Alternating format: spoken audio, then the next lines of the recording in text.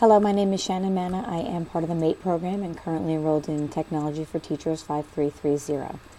I'm going to take you through my blog and show you some of the things I've been working on for this course. First and foremost, my PLN, my personal learning network, is a network full of web resources, professional development, social media, and colleagues. You'll see that my web resources are quite heavy. I am constantly browsing for new things and things that I can use within my class. One of the videos I highlighted in my video section of the course was the Khan Academy video series, which I use all the time in my classroom. It's a great way for students to learn new concepts rather than just listening to me teach them all the time. My colleagues are an important part of my teaching resources, and my social media, you can see, is a little bit light, but I'm starting to get a little bit more used to that and use that a little bit more often.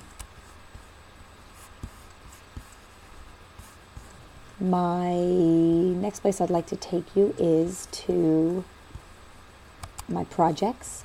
I've done a couple of projects this quarter that really have been really good learning tools. One of the projects I worked on was a global connection project. The second part of the project was to watch a webinar, which taught me everything that I needed to know to get my feet wet with global connection projects. I had not done one before.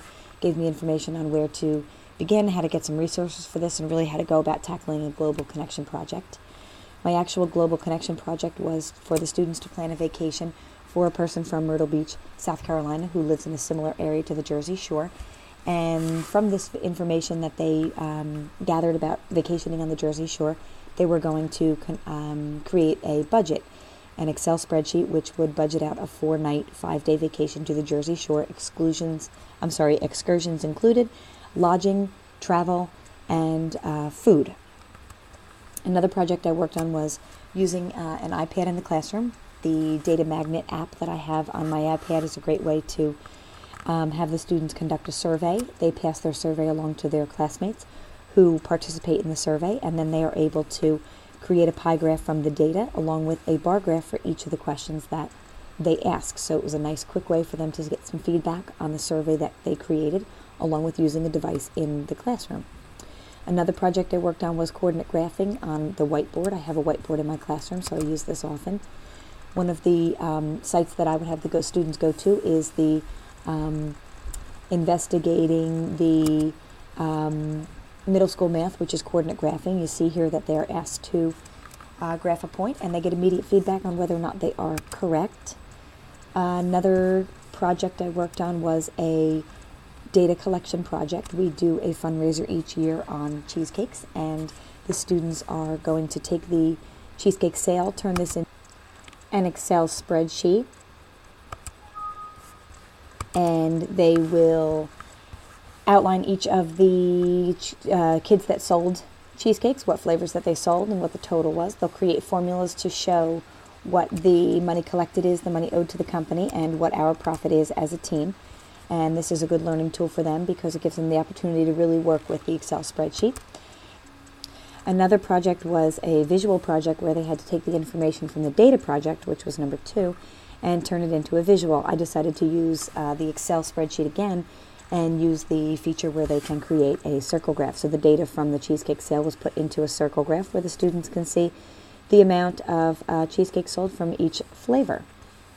Another project that I worked on while in this course was some resources and some videos. I'll take you to resources first. One of the resources I use often in my class is called Socrative. Socrative is a student clicker system, and this student clicker system allows them to answer in a variety of ways. They can answer as a true-false question, they can answer as a multiple-choice question, or even short answer.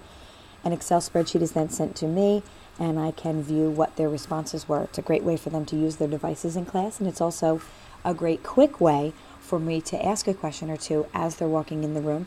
They can answer at their own pace, or as an exit slip. They can answer questions on their smartphones or on their devices on their way out of the classroom. So I've used this quite often, and I'm really trying to spread the word around my school to use this with the other teachers in the building.